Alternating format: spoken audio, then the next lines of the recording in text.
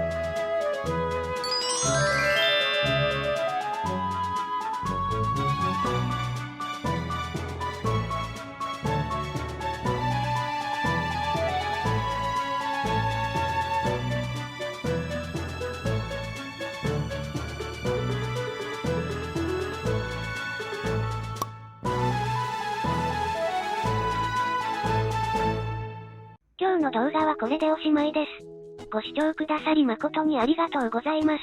ちょっと笑える癒しの猫動画、猫ひげに、きは、毎週、月、水、金曜日の18時に配信です。この動画が、可愛い楽しい面白い、と思ってくださいましたら、チャンネル登録高評価コメントお待ちしております。それでは次回、来週月曜日にお会いします。にゃー。